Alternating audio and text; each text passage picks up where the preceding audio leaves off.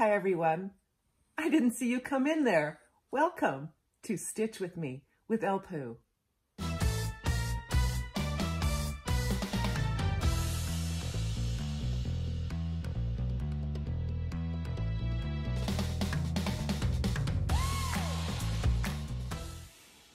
So today is my first Stitch With Me.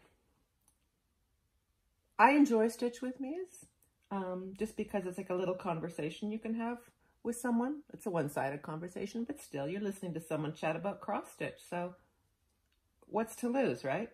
So I asked a few people if they would be interested in this, and some people said yes, and some people were very quiet about it and just sort of walked away slowly, wanting to avoid giving me an answer that would hurt my feelings. So I just assumed that they were saying, yes, go ahead and do a stitch with me, but in their quiet, silent, frowning way. But anyway, here I am doing a stitch with me.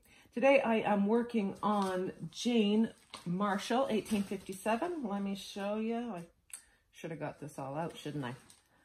Let's see, where is it? Where's the cover sheet? There she is. You guys know what this is. I'm doing a stitch along with Sarah Shears.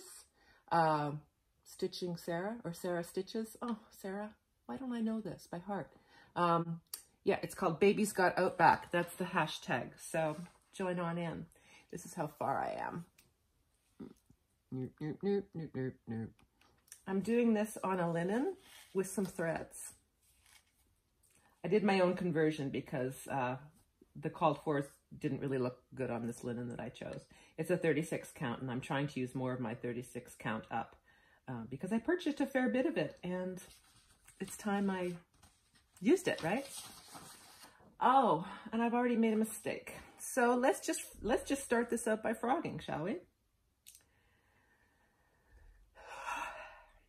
Anyway, so I thought, by way of introducing myself to this whole Stitch With Me thing, that I would do the Christine tag, you know, from Christine Stitch All the Things.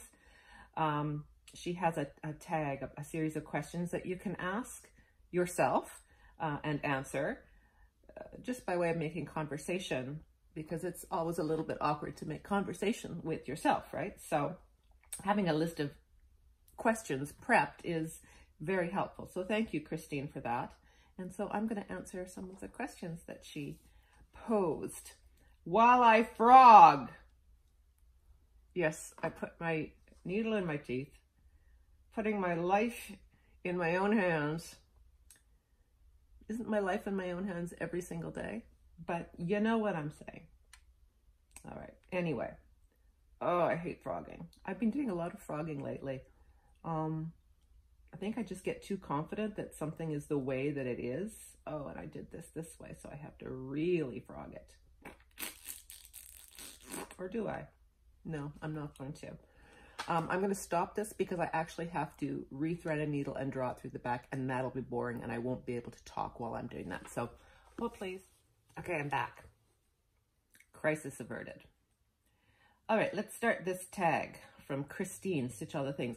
Speaking of Christine, Stitch All the Things, can we just pause for a moment and talk about how hot she's looking these days? Well, she's always hot, but she lost like 60 pounds on Weight Watchers, which is no small feat, you know.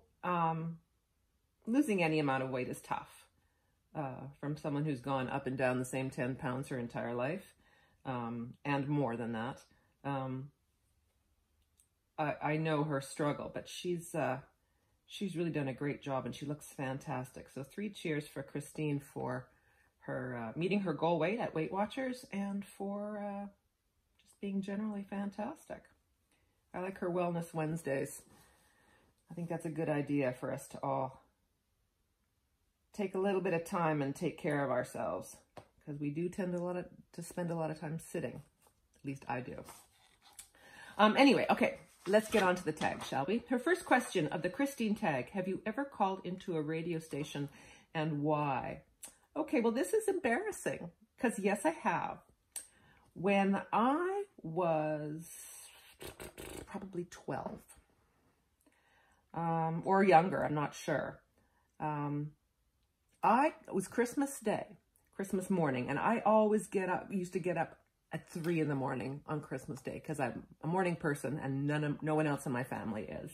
And so I was up at the crack of crazy on Christmas Day, and I was bored.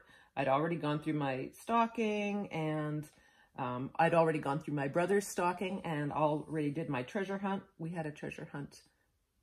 I'll tell you about that sometime, our treasure hunts. Our Christmas Day treasure hunts were always a big deal in our family. Anyway, so I'd done all the morning activities that I could, be waiting for my parents to get up at probably 10 because they tortured me.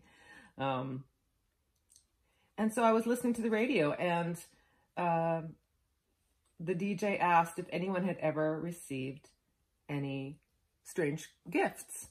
And so I called in, and I put on my grown-up voice, whatever that would be for a 12-year-old, and I said that I had received the joy of sex with all the clothes drawn on the people. Because I knew that it wasn't appropriate for a 12-year-old to get the joy of sex as a gift. But wouldn't it be funny to have clothes drawn on all the people? It was an absolute lie. I was just doing it to, for something to do and to get attention and to be obnoxious. But dude believed me, and we talked on the radio for like 5 minutes, and that was like, my 15 minutes then. I was pretty thrilled with myself. I think I may have called back to try to get, something else to do, something else. I don't remember what my second call was about, but they didn't take that call. I guess they had figured out that I was a child making something up, because I did not get the joy of sex when I was 12, with or without the clothes drawn on them. I remember seeing it at a friend's house. Their parents had it tucked away somewhere, and we found it. And I was just grossed out by the fact that the women had hair in their armpits. In the drawings, right? It was all drawings. Tastefully done, of course. I remember being really grossed out by that, but now it's like a chore to shave my armpits. So I'm going to say that hairy armpits are super hot. Okay, next question. What was an odd task or chore you were given as a child? I was and am a horribly spoiled brat. Oh, I made another mistake. Okay. So we're just going to frog a little bit while I talk. As I was saying, I was a very spoiled child. My parents expected me to do well in school, not mess around with that. But I didn't have a lot of household responsibilities. As I got older, I was responsible for doing my own laundry and stuff like that. But one chore I was given was to empty the silverware of the dishwasher. Literally the least I could do, right? And even that was like, oh, I have to. I'm sitting here doing nothing. But that was my job. It's not an odd job. I guess this is kind of an odd chore, is we used to have a family cottage up in northern Manitoba. It's still in our family. My cousin owns it now. My mom sold it to him. It's a great place. But back when we were going up there, it did not have running water at first. And so we used to get our water from the lake. We would go, we'd have to go and get, not our, well, was it our drinking water? I think it might have been our drinking water, although I don't remember. We probably drank a lot of pop back then and not a lot of water. Or maybe we bought water for drinking. Mom, what did we do then? But we brought it in to wash dishes and stuff like that. And the lake is very cold. Northern Manitoba, there's still ice on the lake in June. So, or at least there was back then.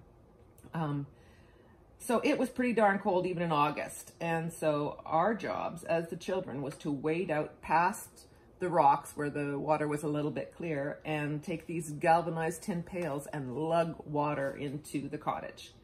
So that was kind of weird. But we acknowledged that as the kids, that it was a nasty job that we had to do because we were the kids. And we probably complained about it because we complained about having to do anything that wasn't sitting on our butts. My brother was much better about it than I was, I'm sure. But yeah, you know, I never had to do anything like cut the lawn or anything. I just was pretty spoiled and lazy. I still am. I'm very lazy and spoiled. But I guess, does acknowledging it make it better? Say yes, please. Yeah, so that's that. Sorry, just drawing a thread through after frogging.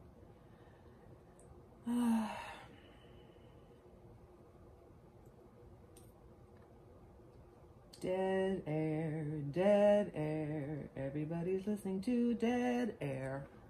I hope this doesn't pop out on me. I'm just gonna trim it and hope for the best. If not, I can fix it later in post. Okay, I'm using Tennessee red clay instead of DMC 152, which is too light for this little project, in my opinion. But who am I? I'm not Jane Marshall, 10 or 12 years old in Australia. I love the fact that she's from Australia. I don't know why, I just think it's great. Because there's so many, you know, British and American samplers. It's nice to find one from elsewhere. There was one on Kitten Stitcher's website that I bought from a Canadian stitcher from way back in the day, but apparently she had oversold it because it was accidentally listed in 2 spots and somebody else got it. So someone else got that on sale Canadian stitcher chart, and I wish them well with it. I really, really do. I love Kitten Stitcher. Teresa, she's the best. Okay. Recurring dreams from childhood. Well, everyone's had, you know, the flying dreams or the usual ones. When I was in my 20s and 30s and 40s, I had a recurring dream about a high school friend. Her name was Nancy, and I had a dream at least once a month that I saw her, that I ran into her somewhere. Now, I hadn't seen Nancy since high school. And it got to the point where I knew that if I saw Nancy in a dream, that I knew I was dreaming. So it really was, you know, and I'm not exaggerating what I say, once or twice a month for 30 years, I had a dream about Nancy. And then one year, my husband and I, 2009, I believe, we went to Paris on a little vacation. And we were in the Musée d'Orsay, I think that's how you pronounce it. And I hear this, Ellen? And I look around and it's Nancy in the Musée d'Orsay in Paris. And I looked at her like this because I couldn't tell if I was dreaming or not. And we had a little exchange, and she was probably saying, did Ellen have a head injury at some point? Because she's not really communicating like a normal person. It's because I was trying to figure out whether I was dreaming or not. And so after, you know, we said goodbye and everything because she was with a big group, she went off, and I said to Brian, I said, is this a dream? And he said, no. And I like laughing at me. And of course I couldn't necessarily believe him, because if it was a dream, that's what he would say, right? So I eventually quickly worked out that yes, indeed, I really did see Nancy. And ever since then, I have not had a Nancy dream since then. Which is very odd, isn't it? Anyway, so yeah, that was a recurring dream when I was younger. A recurring dream that I still have now is so many of my dreams, most of them involve packing of some sort. And I'm sure that's because I do a lot of packing and unpacking and trying to make sure that everything fits in my suitcase. But it's not a stressful thing. It's kind of like oh my God, I have all of this amazing stuff. I want to make sure that I get it home, or, you know, get it to where it needs to be. It's more of an embarrassment of riches kind of thing rather than a stress dream about packing. So yeah, I have a lot of those, you know, weekly kind of things. But yeah, those are my recurring dreams. The Nancy dreams were pretty crazy, and then to actually see her in Paris of all places.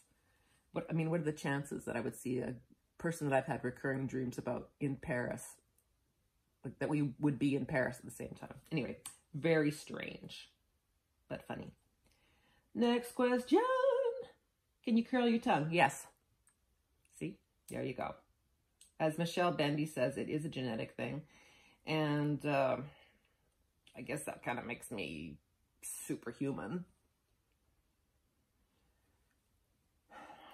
Next, what is something you have struggled with your whole life? Oh, jeez. What haven't we all struggled with our whole lives? You know, can I make a list of 20?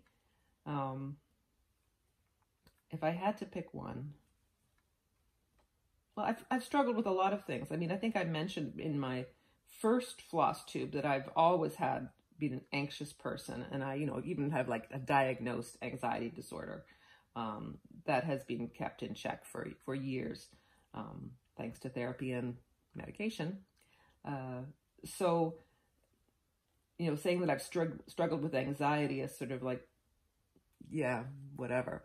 But another thing that I've struggled with is, and I think there are many of you who share this, is preoccupation with my weight and appearance.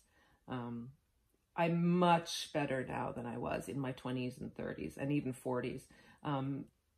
My husband is probably the reason why I'm doing a lot better in that regard, because he just loves me no matter what. But I always thought, especially in high school and growing up, that if you weren't physically perfect, guys wouldn't like you. And if guys didn't like you, then you were not going to be successful in life and you were worthless. And isn't that sad?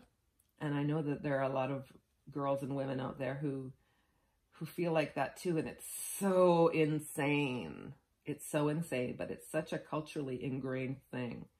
So I did struggle with that a lot. And, I put the men in my life, their interests before mine. And I think I just sort of compromised a lot, in order to make them happy or make them feel good about themselves or whatever. And I know that I'm not alone in that. I don't do that anymore. And that's a good thing. Maybe it's a factor of aging. And maybe it's, wisdom. I'd like to think that it's wisdom, or maybe it's just the fact that, once you reach a certain age, or you're married or whatever, and you're off the market, you can stop worrying about all that crap. And single people shouldn't worry about it either. I think the new generation has a lot more freedom in the ways that people can look. And I think there's been a lot of, campaigns, social media, internet, that kind of thing, where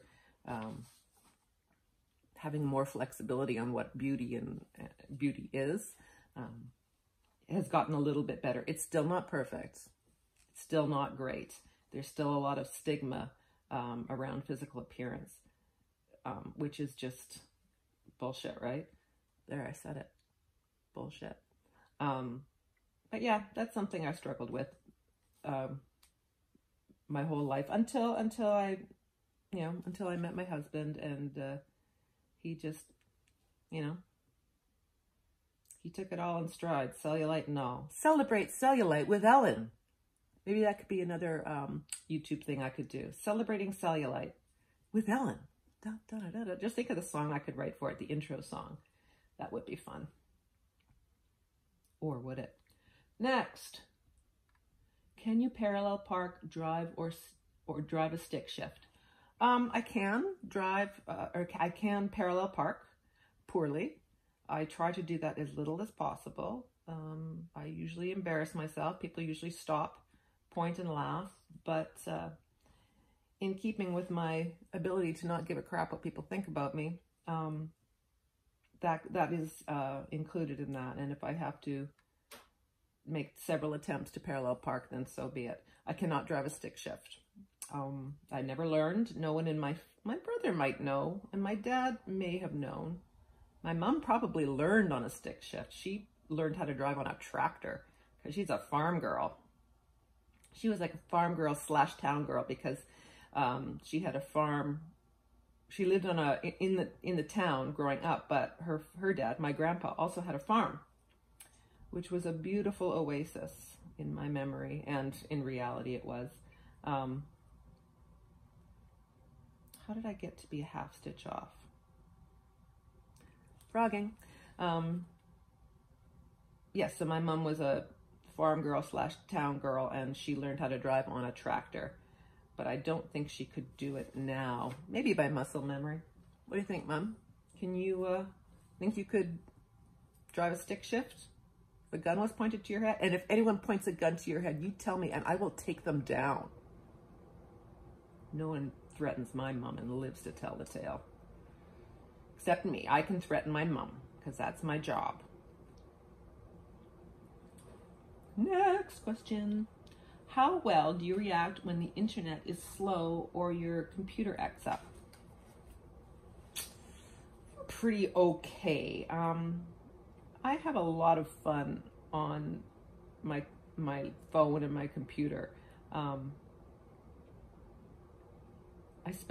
make little videos, like not just these, but I do all the social media for the band. And hang on, I gotta count this.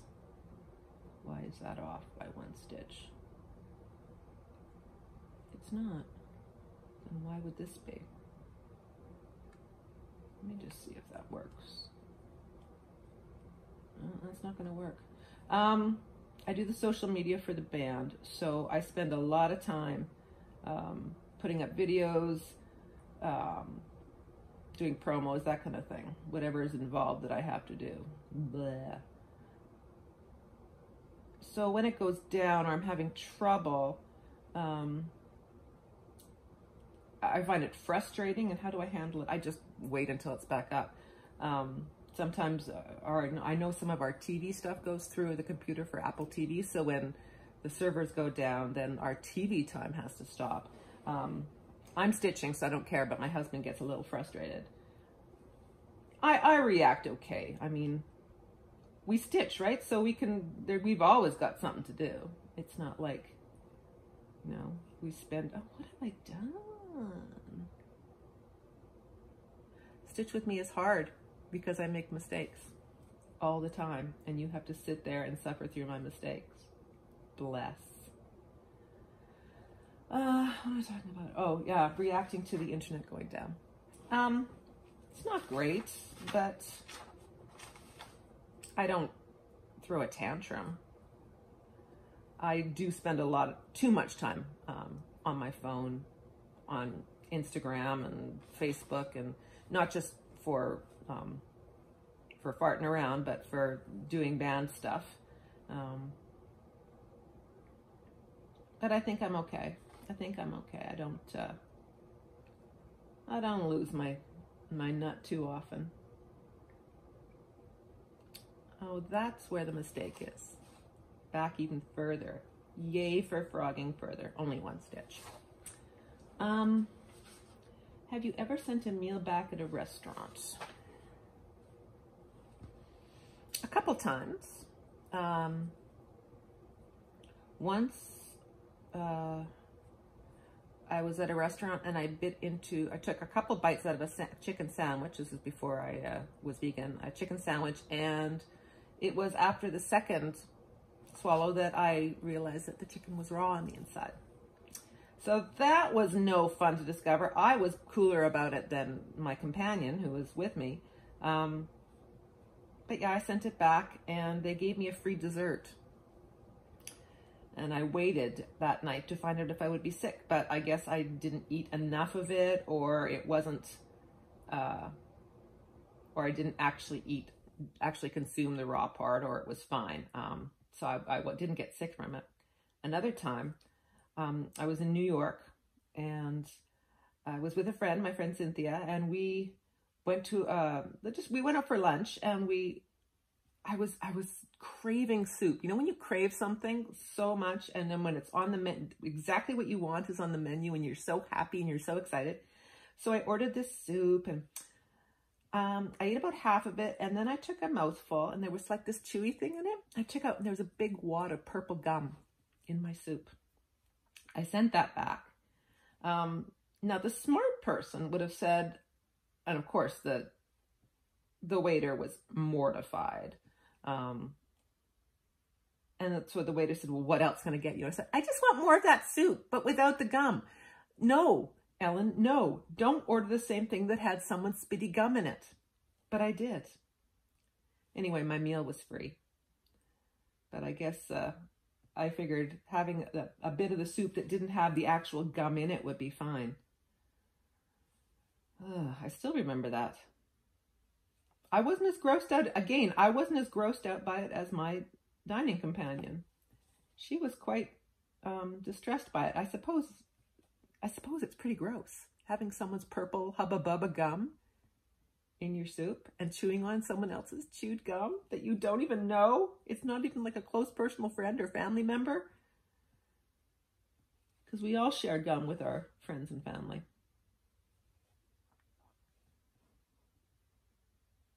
Next, it's 30 minutes to dinner and you haven't planned anything. What do you do? Okay, so this is how dinner goes in our house. I make a lot of my meals, a lot of our meals ahead of time, like especially for my husband. And then we have a freezer, and I love my freezer, and I stock that freezer full of prepared meals that I make. So there is almost always something in the freezer for meals because I work ahead. Now, I generally don't eat at the same time as my husband because my main hungry times are morning and afternoon, and I'm not really hungry at dinner time, so I usually have something very small. And oh, hang on, there's my dog walker. I don't know why I have to stop when she comes in. She knows what I do. She knows I'm a weirdo. Anyway, so yeah, so I make Brian all these prep meals, and because I'm not really hungry at that time of day, I'll have something small, like a bit of fruit or nuts or whatever. I'm notorious grazer. I don't sit down and eat proper meals very often. I do eat a proper breakfast and pretty much always a proper lunch. Here comes Sammy. Hi, Sam. What you doing? Sam's back from his walk. He's just come down to investigate. Hi, buddy. How you doing? He's huge and he smells. Yeah, so 30 minutes to prep a meal is not a major deal for me. Hi. Hi, handsome. But if I was in that situation, like for example, if people are coming over, I would just make a pasta. A bunch of vegetables, pasta sauce. Because I'm not fancy. I wonder what Christine does. Like, I wonder why she asked that question. Probably because with Weight Watchers, you have to prepare, right? When you're on a meal plan and you're trying to, make some new habits, which I should really be more like Christine in that way. I should really be more plan ahead kind of thing for my own meals so that I don't eat, toast and a handful of walnuts for dinner.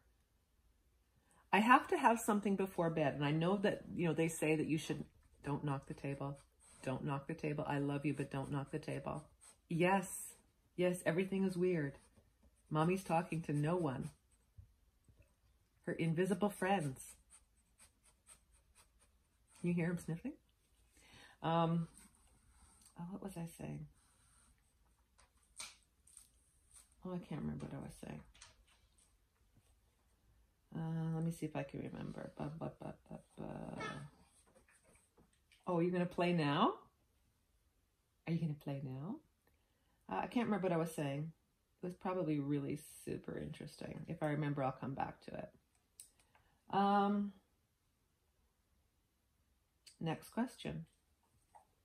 Is there a word you've always pronounced incorrectly but didn't realize it until later in life?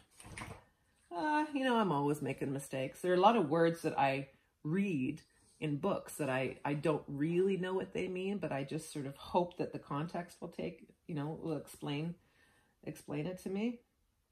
But no, I can't really think of anything unless I called things pneumonia or something like that. Ptolemy. But no, I can't really think of anything. I'm pretty good about saying, how do you pronounce this? How do you pronounce that? I'm bad with names, so I'm sure I've been pronouncing people's names wrong. Like Dina, half stitch, cross stitch, calling her Gina. Still think about that. Sorry, Dina. Where's my threader? There it is. Social media pet peeve. I think we can all agree that trolls are the worst.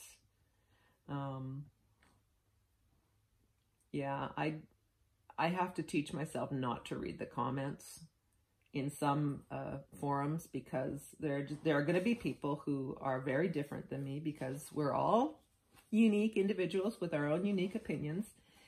And some people have opinions that really frustrate me, as I'm sure my opinions frustrate the heck out of them. So I try not to read the comments, but sometimes I'm just drawn in, and, my reaction is my own fault or my own responsibility. But yeah.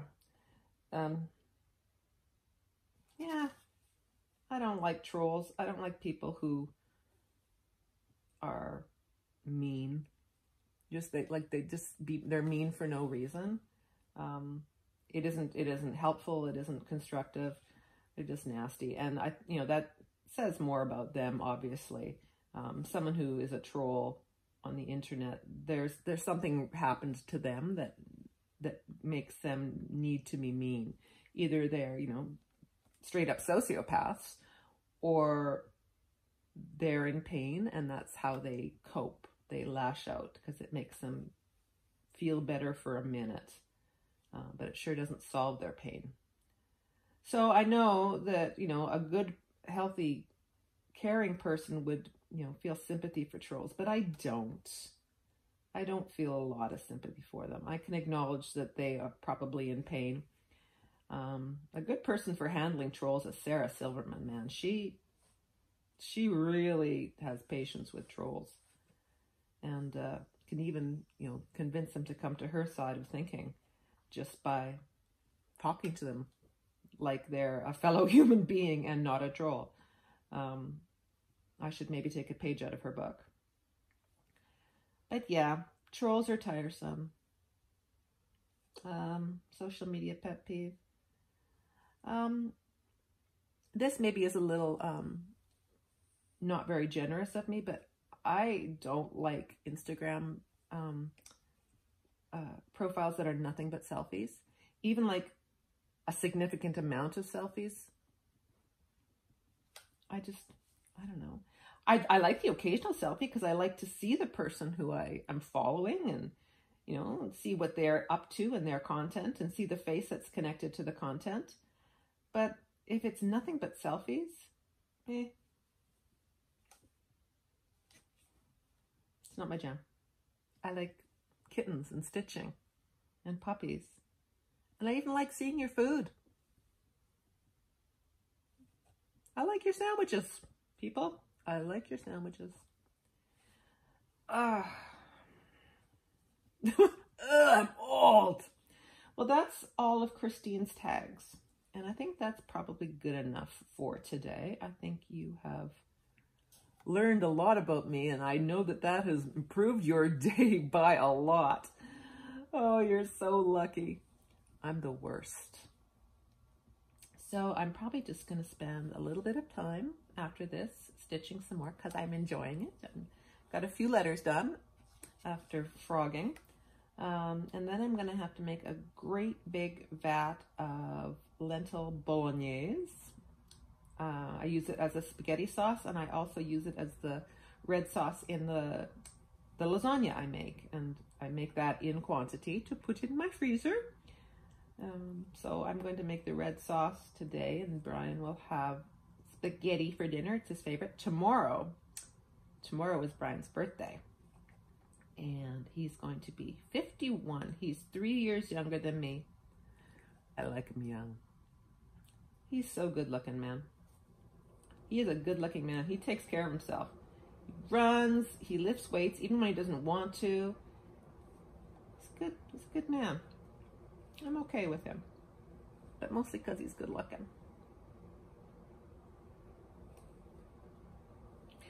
All right, folks, I think that's probably enough for me. I'll have to write up my own tag next time because it's very helpful to have a bunch of topics. So thanks, Christine, for that.